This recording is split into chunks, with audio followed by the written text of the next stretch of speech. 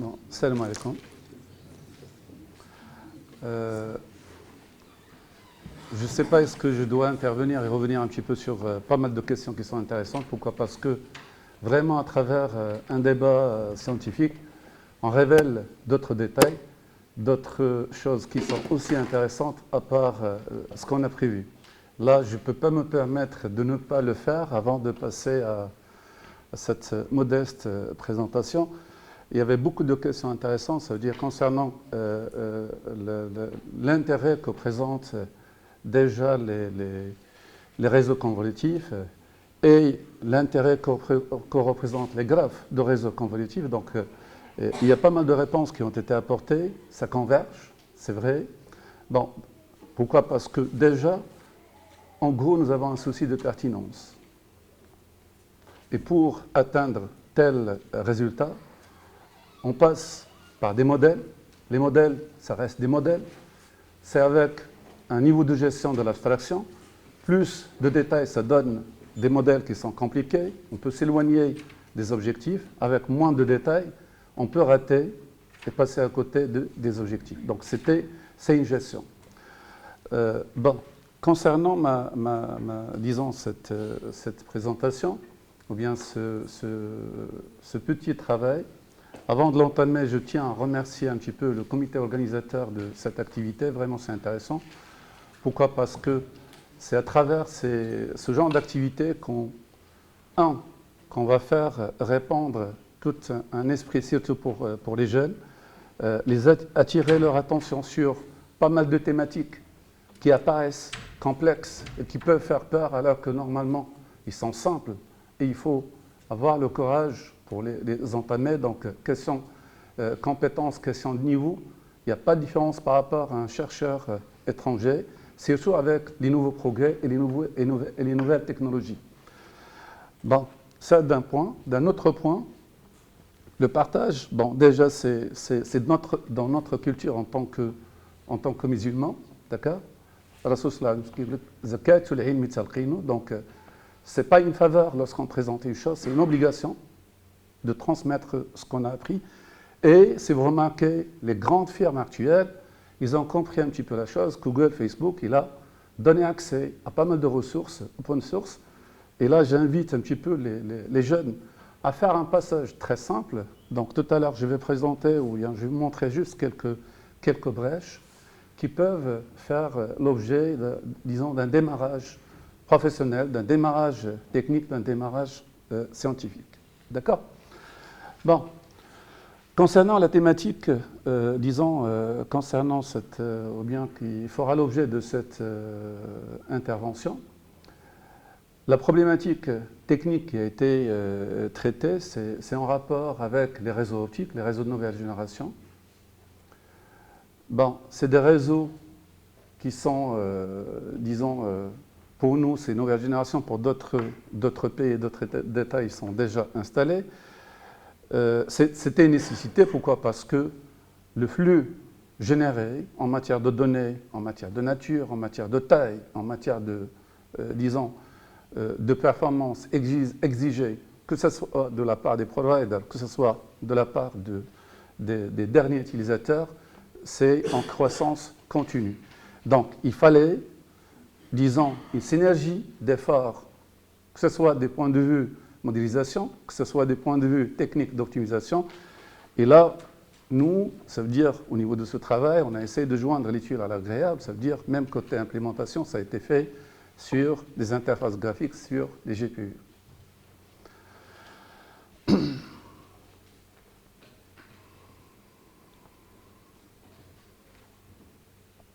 Bon, déjà, en termes de problématiques, avec l'ensemble des services actuels, on vit une explosion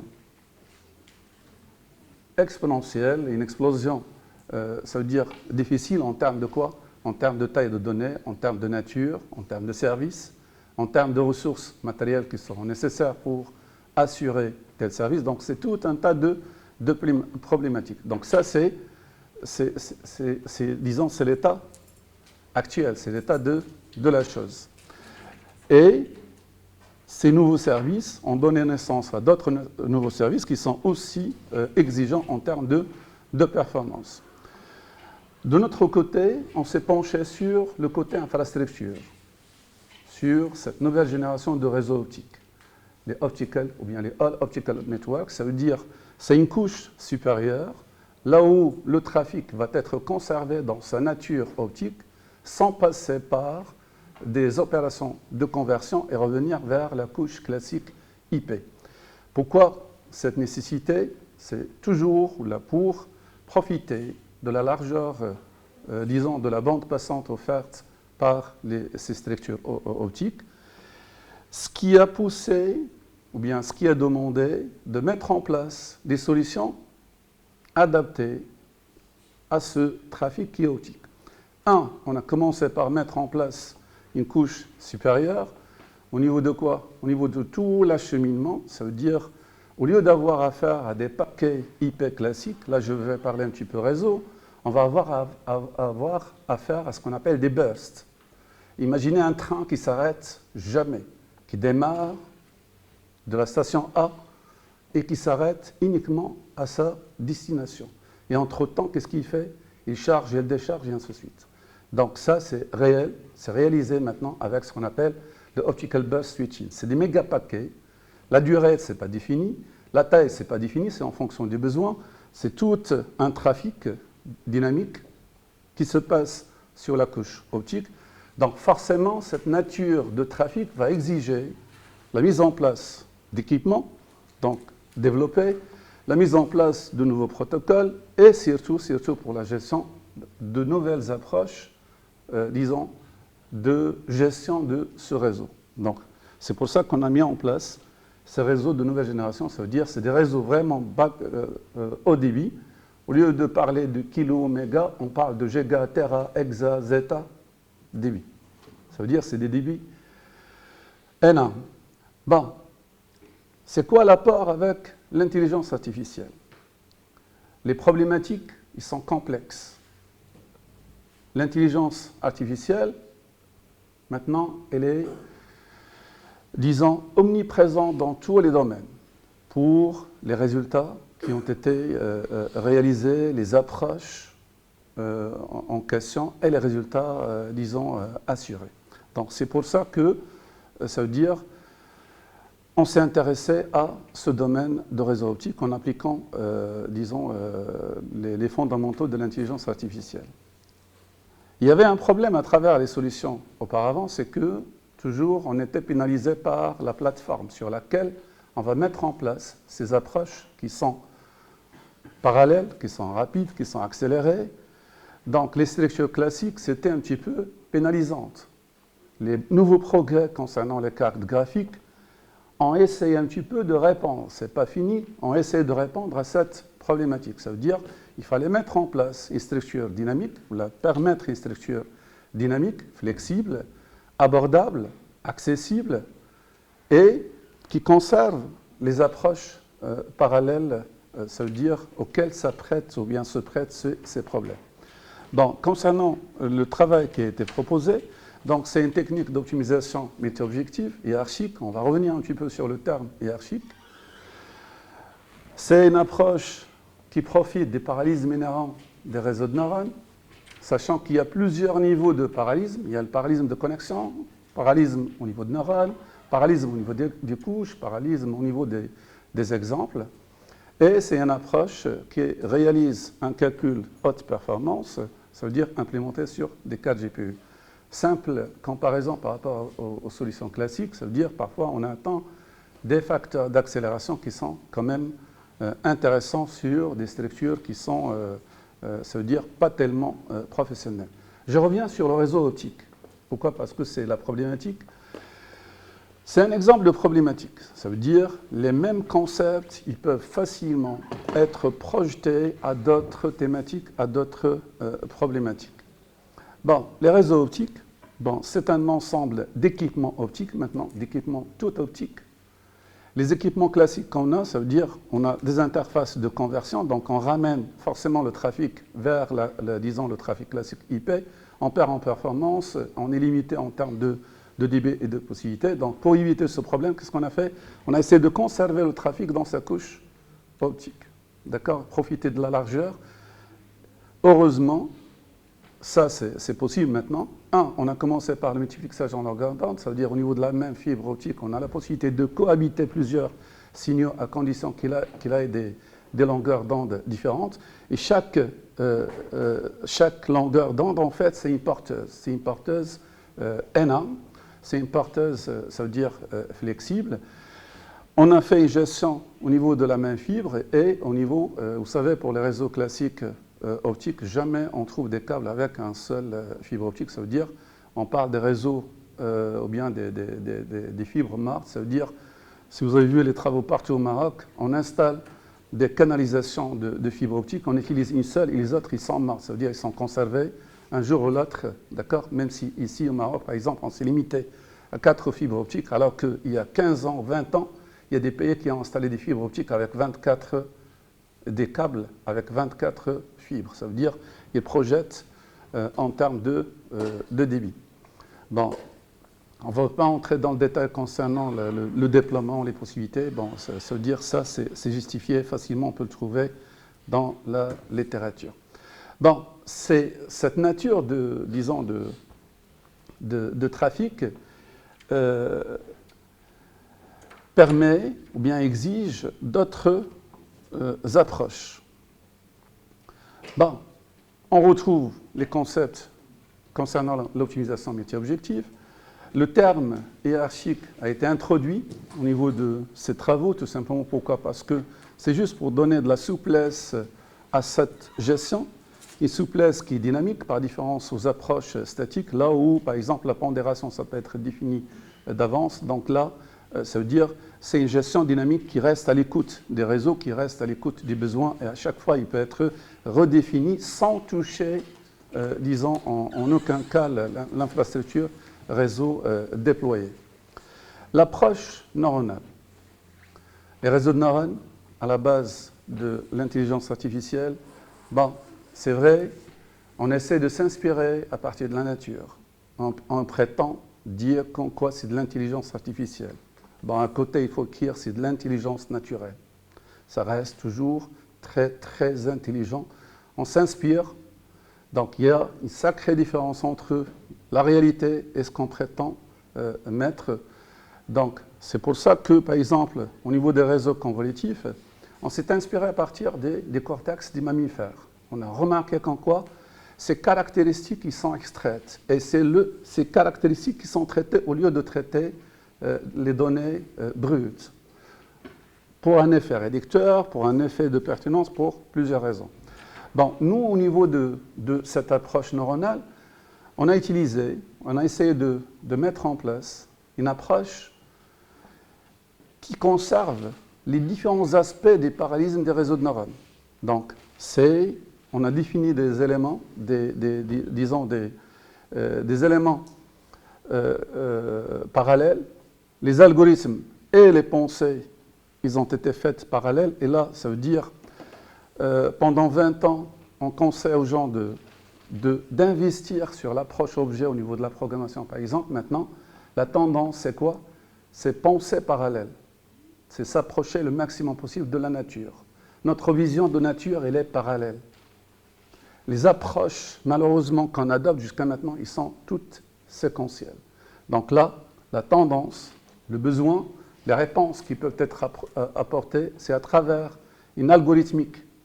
On ne parle plus d'algorithmique, on parle de physiométrique. C'est d'autres approches. C'est différent. Pourquoi? Parce que ça veut dire, bon, heureusement, on s'inspire à partir de notre disons, notre cerveau humain. Bon, concernant la plateforme d'implémentation, bon, tout le monde a déjà utilisé les GPU, auparavant qui étaient dédiés pour les jeux, maintenant ils sont accessibles, ils sont utilisés pour le calcul parallèle. Il y a beaucoup de progrès qui ont été faits concernant le langage de programmation, concernant la structure matérielle et l'organisation interne de ces cartes GPU, de telle sorte à ce qu'ils peuvent s'apprêter, pas facilement, ça veut dire là, on ne vous cache rien, ce n'est pas évident. Ça veut dire pour tirer profit maximum possible de ces cartes graphiques, il faut entrer dans le détail, il faut voir comment ils sont organisés, les différents corps, comment ça se fait la communication entre les différents corps, comment ça se fait la gestion interne, pseudo-interne, et comment ça se fait la texture de cette carte graphique. Pourquoi? Parce qu'il y a beaucoup de spécificités, et comme ça, on peut associer un petit peu, disons, les performances logiques à quoi? À cette performance hardware. D'ailleurs, là, on se perd entre implémentation et implantation, par différence aux autres solutions.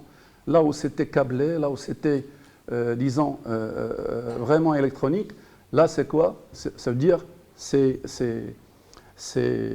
un équilibre entre une implémentation algorithmique logique et une implantation. Pourquoi? Parce qu'on travaille directement sur les corps, on travaille directement sur le hard.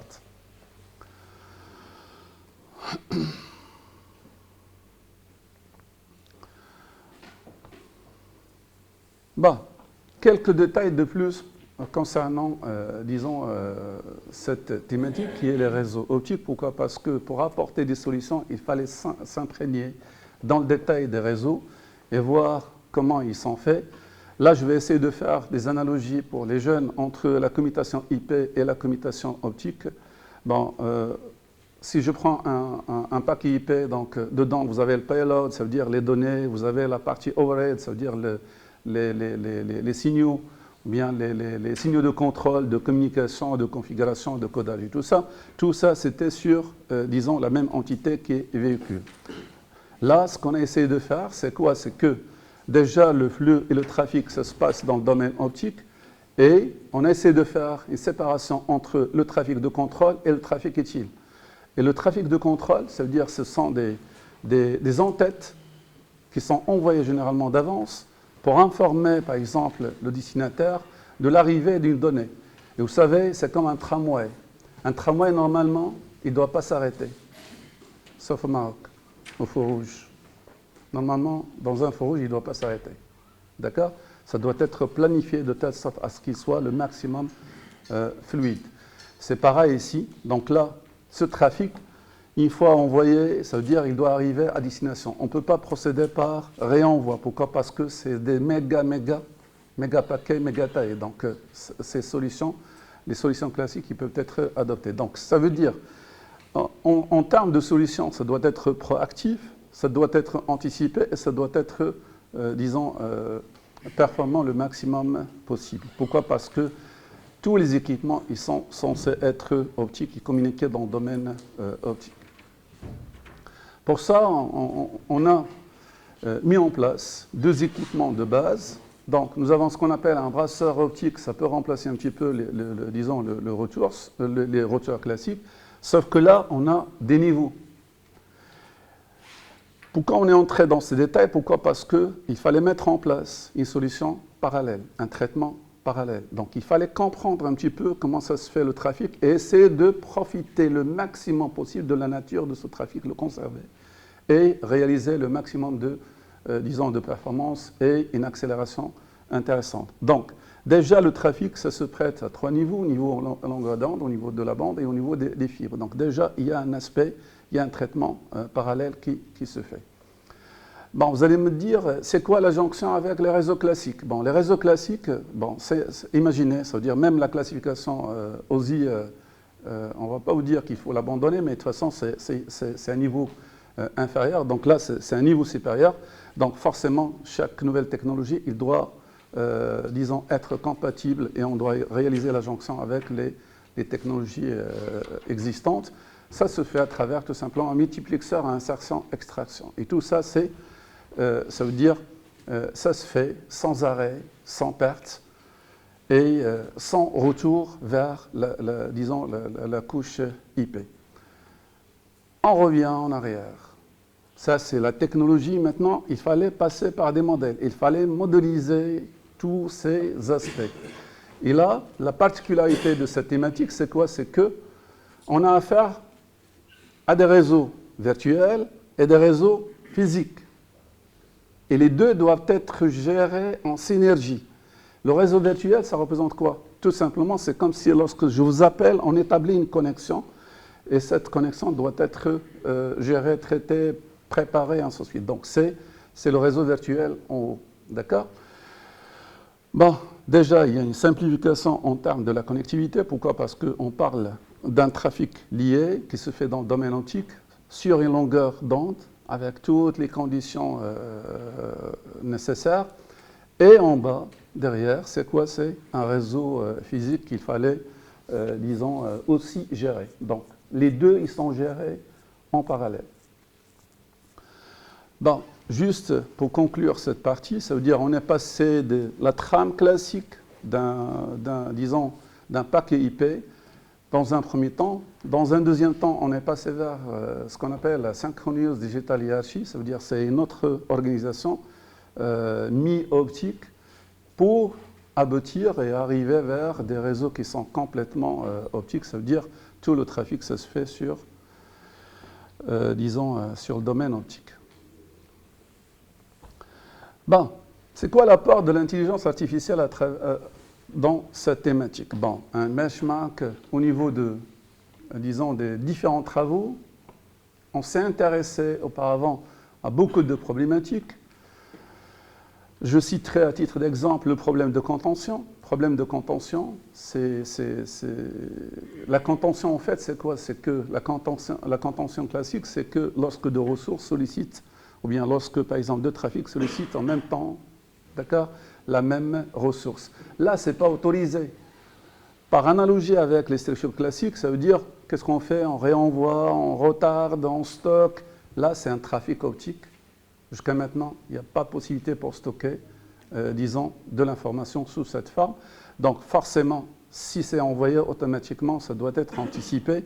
Donc, il y avait des approches réactives. Bon, réactives, ça veut dire, c'est normal, mais maintenant, on converge vers des approches proactives. Ça veut dire, on anticipe, on prépare et on fluidifie le maximum. Pour nous, dans le cadre de ces travaux, on s'est intéressé à deux problèmes. Le problème de routage des bursts, des rafales optiques, et le problème de préparation de ces rafales.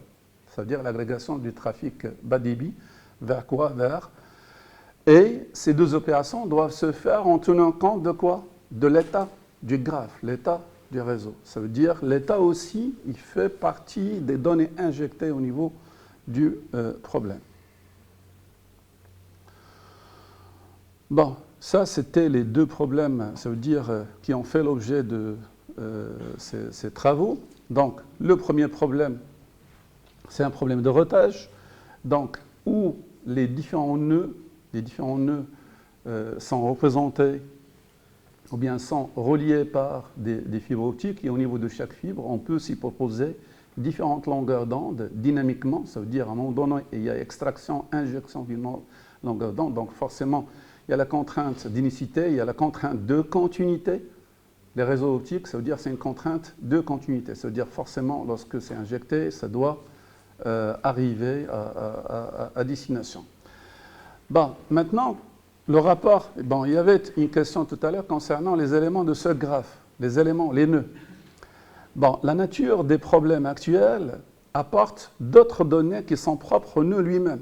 Auparavant, on s'intéressait juste à la connectivité et toutes les approches était focalisé sur cette connectivité. Maintenant, le nœud lui-même s'apprête à différentes couches de quoi? D'informations qui sont représentées par des vecteurs séparément. Et au niveau des traitements, on va se focaliser,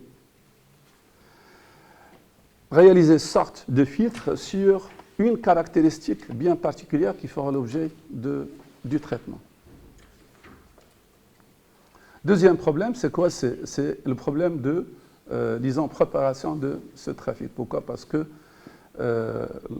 disons, la bande passante d'une fibre optique, elle est large. Le trafic bas débit, il ne peut pas combler toute cette bande, donc automatiquement, il y avait une gymnastie à faire pour injecter, pour occuper le maximum possible. Ça, c'est un souci provider, pour occuper le maximum possible, disons, la longueur d'onde. Donc là aussi, c'était un problème complexe à gérer. C'est quoi l'apport des interfaces graphiques? Et là aussi, ça veut dire c'est une brèche qu'on peut ouvrir pour les étudiants. Pourquoi? Parce que vous aimez les jeux, vous utilisez des cartes graphiques. Il faut savoir maintenant qu'un gamer professionnel, il peut toucher jusqu'à 2 millions de dollars par mois. Un gamer professionnel. Vous savez comment il est utilisé? Qu'est-ce qu'il fait, ce gamer professionnel? Il entraîne un système intelligent. Les systèmes intelligents, ils ont besoin de quoi? D'entraînement. Et c'est les humains maintenant. Si vous prenez la voiture Tesla, ça a demandé 20 heures d'entraînement. Fait par qui? Par un professionnel. Et ça touche de l'argent. La nouvelle tendance maintenant au niveau de la robotique, c'est quoi?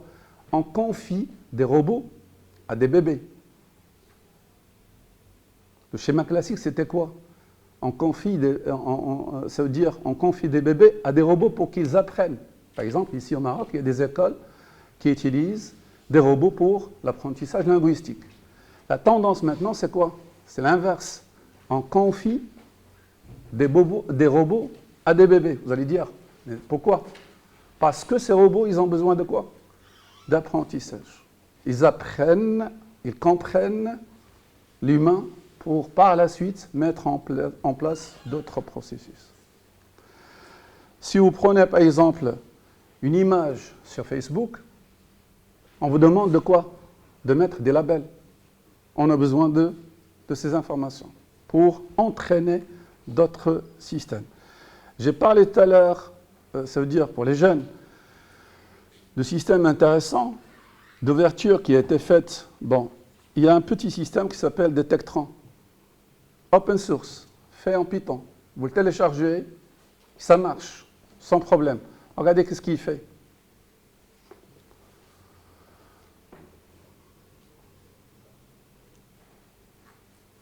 Vous prenez des images, vous prenez des vidéos, vous prenez tout un tas de choses. Donc déjà, ça veut dire on a une base, on a un programme qui peut être complété. C'est des petites choses qui sont très simples. Donc là, par exemple, c'est un programme qui est utilisé par Facebook.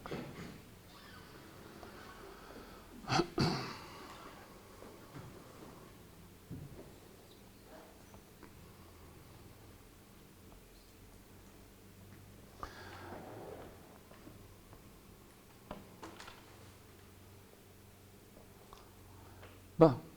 Donc on revient sur les GPU. J'ai dit, on utilise les cartes graphiques pour les jeux. Maintenant, il faut les utiliser pour de bonnes causes.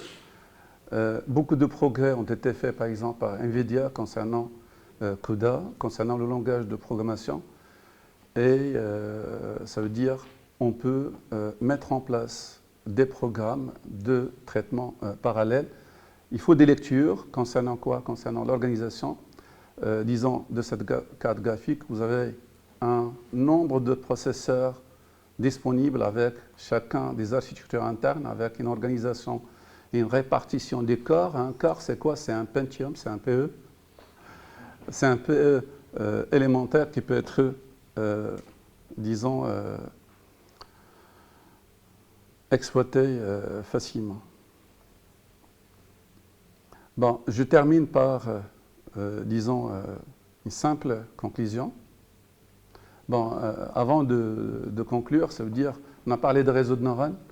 Bon, il est où la part de réseau de neurones? Ça, c'est un comparateur qui a été implémenté, qui a été modélisé dans un premier temps en utilisant le réseau de neurones. On s'est basé sur deux réseaux élémentaires pour mettre en place un comparateur hiérarchique entre, par exemple, disons, entre des chemins optiques. La particularité de ce comparateur à grande taille, c'est quoi? C'est que la complexité, elle ne dépend pas de la taille du système, elle dépend tout simplement du nombre de couches qui composent notre modèle. Et là, c'était, ça veut dire un nombre de couches limité. Si vous remarquez, les couches qui sont là, c'est 5 couches. Pour ça, il fallait mettre en place, disons, d'un certain nombre de comparateurs d'ordre, d'accord, élémentaires, en se basant toujours sur des nœuds élémentaires, pour arriver à ce comparateur qui se fait en tête à tête. L'implémentation, ça a été faite sur une carte GPU, donc là je passe directement sur le slide concernant ce...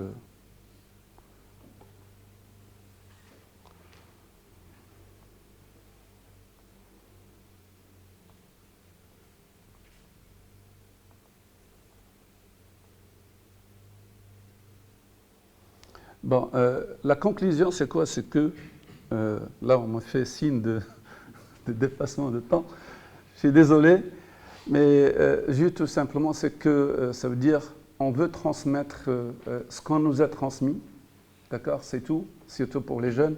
Il faut être partant dans des domaines qui sont vraiment intéressants. Ça veut dire il ne faut pas hésiter. Donc, il y a des approches, ça veut dire juste avec un petit travail, il y a beaucoup de ressources en termes de profs, en termes d'encadrement qu'il faut solliciter. Ça veut dire, alhamdoulilah, on a beaucoup de choses à donner. Là, je m'adresse aux étudiants, il faut demander et c'est accessible, ça veut dire à tout le monde.